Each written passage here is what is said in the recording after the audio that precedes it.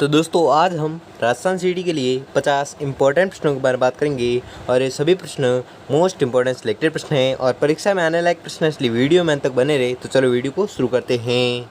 तो आपका पहला सवाल है कि टाक का उदाहरण है, तो किसका उदाहरण है? जल संरक्षण का। ठीक है। अगला सवाल है कि वर्ष 1961 की जनगणना रिपोर्ट के अनुसार राजस्थानी भाषा की कुल बोलियाँ कितनी हैं? तो आपको याद रखना है बोलियाँ हैं 73। ठीक है। कौन सी जनगणना रिपोर्ट के अनुसार? तो 1961 की जनगणना रिपोर्ट के अनुसार। अगला सवाल है कि महाराणा मेवाड़ चैरिटेबल फाउंडेशन का मुख्यालय कहाँ पर है? तो आपको याद रखना है यह मुख्यालय उदयपुर में। ठीक है। कौन सा मुख्यालय? महाराणा मेवाड़ चैरिटेबल फाउंडेशन का मुख्यालय। अगला सवाल है कि राजस्थान की पहली पवन ऊर्जा परियोजना कहाँ पर स्थापित हुई? तो आपको याद रखना है यह स्थापित हुई अमर सागर में। ठीक है। कौन सी परियोजना? पवन ऊर्जा परियोजना।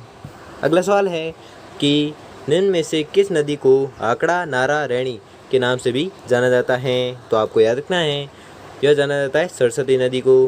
किन नामों से जाना जाता है? आकड़ा नारा एवं रैणी के नाम से जाना जाता है। अगला सवाल है कि स्वामी दयानंद सरस्वती ने उदयपुर में निम्न में से कौन सी सामाजिक संस्था स्थापित की? तो आपको याद रखना है यह स्थापित की थी वैदिक मंत्रालय। ठीक है। वैदिक मंत्रालय सामाजिक संस्था की स्थापना किसने की? तो आपको याद रखना है यह की थी स्वामी दयानंद सरस्वती ने। अगला सवाल है कि खलजी मस्जिद, जिसे हजीरा वाली मस्जिद के नाम से भी जाना जाता है, यह किस जिले में स्थित है? तो आपको याद रखना है यह स्थित है नागौर जिले में। कौन सी मस्जिद? खलजी मस्जिद। अगला सवाल है कि आबू के परमारों की वैभव युक्त राजधानी थी? तो आपको याद रखना है यह राजधानी थी चंद्रावती। ठीक है। अगला सवाल है कि पद्मश्री महेश राज सोनी की किस क्षेत्र में पहचान है? तो आपको याद रखना है इनकी पहचान है थेवा कला में। ठीक है। किसकी? पद्मश्री महेश राज सोनी की।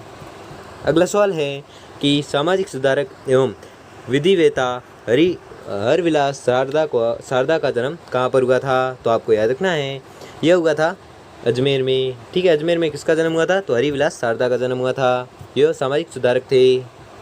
अगला सवाल है कि आहू एवं परवन नदियाँ किसकी सहायक नदियाँ हैं? तो आपको याद रखना है यह सहायक नदियाँ हैं काली सिंध की। अगला सवाल है कि कौन सा युग्म सही नहीं है? तो आपको याद रखना है पचपदरा जैसलमेर, यह सही नहीं है युग्म। अगला सवाल है कि राजस्थान के किस जिले में सर्वाधिक अफीम का उत्पादन होता है? तो आपको याद रखना है सर्वाधिक उत्पादन होता है चित्तौड़गढ़ में। ठीक है। किसका उत्पादन होता है? अफीम का। कहाँ पर होता है? सर्वाधिक चित्तौड़गढ़ में होता है। अगला सवाल है कि राजस्थान का राज्य वाद्य है? तो आपको याद रखना है राज्य वाद्य है अलगोजा। अगला सवाल है कि खड़ीन सिंचाई पद्धति लोकप्रिय है? तो कहाँ की लोकप्रिय है? जैसलमेर की। ठीक है। जैसलमेर की सिंचाई पद्धति लोकप्रिय है कौन सी? खड़ीन। अगला सवाल है कि निम्न में से किस राज्य चिन्ह में उक्ति लिखी गई है? जो दृढ़ राखे धर्म को तीही राखे करतार, अर्थात जो दृढ़ता से धर्म की रक्षा करता है, भगवान एकलिंगनाथ जी उसकी रक्षा करते हैं। तो आपको याद रखना है यह किसका राज्य चिन्ह है? तो आपको याद रखना है यह है मेवाड़ का। ठीक है। राज्य चिन्ह में उक्ति लिखी गई है कहाँ पर? मेवाड़ में। अगला सवाल है कि जयपुर प्रजामंडल के प्रथम अधिवेशन के अध्यक्ष कौन थे? तो आपको याद रखना है यह थे इनमें से कोई नहीं। अगला सवाल है कि पशुपालन के प्राचीनतम साक्ष्य किस सभ्यता से मिले हैं? तो आपको याद रखना है यह मिले हैं बागोर से। ठीक है। किसके साक्ष्य मिले हैं? पशुपालन के प्राचीनतम साक्ष्य मिले हैं। अगला सवाल है कि पृथ्वीराज तृतीय किस चौहान वंश से संबंधित था? तो आपको याद रखना है यह संबंधित था शाकंभरी चौहान वंश से। कौन? पृथ्वीराज तृतीय। अगला सवाल है कि राजस्थान के उस राज्य का नाम बताइए जिसमें अंग्रेजी शासन के पूर्व ही 1698 ईस्वी में वास्तविक लोकतंत्र की स्थापना अमर शाही रेख द्वारा ही कर दी थी, जो देश आज़ादी तक विद्यमान रही थी। तो आपको याद रखना है वह राज्य था मेवाड़। ठीक है। वह राजस्थान के मेवाड़ राज्य वह राज्य था जिसमें अंग्रेज शासन के पूर्व ही 1698 ईस्वी में वास्तविक लोकतंत्र की स्थापना अमर शाही रेख द्वारा ही कर दी गई थी, जो देश आज़ादी तक विद्यमान रही। ठीक है, तो वह कौन सा राज्य था? मेवाड़ राज्य। अगला सवाल है कि राजस्थान में जीरे का सर्वाधिक उत्पादन निम्न में से किस समूह में होता है? तो आपको याद रखना है, यह होता है बाड़मेर, जालोर, नागौर और पाली समूह में होता है। किसका सर्वाधिक उत्पादन? तो जीरे का सर्वाधिक उत्पादन होता है। ठीक है, कौन सा समूह? बाड़मेर, जालोर और नागौर और पाली। अगला सवाल है कि वालर प्रसिद्ध नृत्य है, तो कहाँ का प्रसिद्ध नृत्य है? सिरोही जिले का। ठीक है, सिरोही जिले का प्रसिद्ध नृत्य कौन सा है? तो वालर है। अगला सवाल है कि देवेंद्र झाझड़िया संबंधित है, तो कहाँ से संबंधित है? एथलेटिक्स से। ठीक है, एथलेटिक्स से संबंधित है कौन? देवेंद्र झाझड़िया। अगला सवाल है कि सती प्रथा पर प्रतिबंध लगाने वाली पहली राजपूत रियासत कौन सी थी? तो आपको याद रखना है, वह रियासत थी बूंदी रियासत। ठीक है, बूंदी रियासत वह रियासत थी जो सती प्रथा पर प्रतिबंध लगाने वाली पहली राजपूत रियासत थी। अगला सवाल है कि सुमेलित युग्म नहीं है, तो कौन सा सुमेलित युग्म नहीं है? पृथ्वीराज विजय चंद्रवरदायी। तो पृथ्वीराज विजय किसने लिखा था? जैनक ने लिखा था, चंद्रवरदायी ने नहीं लिखा था, इसलिए आपका आंसर हो जाएगा पृथ्वीराज विजय चंद्रवरदायी। अगला सवाल है कि अजमेर मेरवाड़ा का राजस्थान में विलय हुआ था, तो कब हुआ था? 1 नवंबर 1956 को। ठीक है, 1 नवंबर 1956 को क्या हुआ था? तो अजमेर मेरवाड़ा का राजस्थान में विलय हुआ था। अगला सवाल है कि झालावाड़ राज्य में कौन सा शासक कला एवं संगीत का महान आश्रयदाता सिद्ध हुआ? तो आपको याद रखना है, वह शासक था, इसका तो मेरे को पक्का आंसर नहीं पता है, इसलिए ये भी मेरे को आपको कमेंट करके ज़रूर बताना है। ठीक है, ठीक है, लास्ट में आपको पूछूंगा कि इसका जवाब क्या है, तो कमेंट में ज़रूर बताएं। जिसका सही हुआ उसको शाउट आउट मिलेगा। ठीक है, तो अगला प्रश्न देखते हैं। अगला सवाल है कि तकावी का अर्थ है, तो तकावी का अर्थ क्या है? कृषि कार्य के लिए कृषकों को राज्य द्वारा अग्रिम धनराशि देना। ठीक है, अगला सवाल है कि भगत आंदोलन संबंधित है, तो भगत आंदोलन किससे संबंधित है?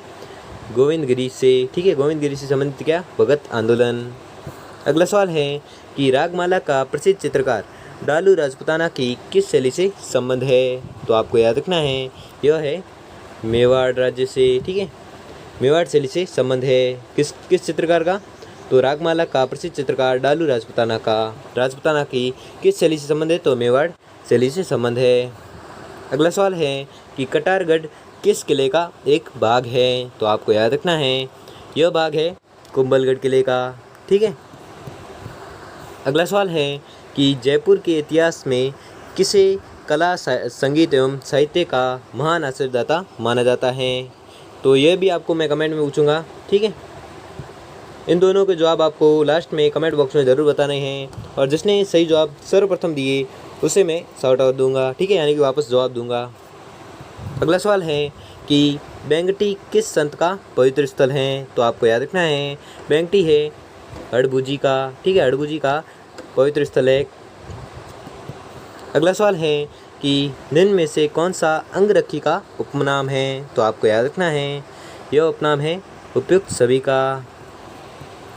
अगला सवाल है कि राजस्थान मौलाना अबुल कलाम आज़ाद अरबी फ़ारसी शोध संस्थान कहाँ स्थित है? तो आपको याद रखना है, यह स्थित है टोंक ज़िले में। ठीक है, तो कौन सा संस्थान? राजस्थान मौलाना अबुल कलाम आज़ाद अरबी फ़ारसी शोध संस्थान। ठीक है, कहाँ पर स्थित है? टोंक में। अगला सवाल है कि राष्ट्रीय सरसों अनुसंधान केंद्र है, तो कहाँ पर है? सेवर में। अगला सवाल है कि डॉक्टर बलवंत राय मेहता समिति एवं अशोक मेहता समिति का संबंध किससे है? तो आपको याद रखना है, यह संबंध है पंचायत राज सुधार से।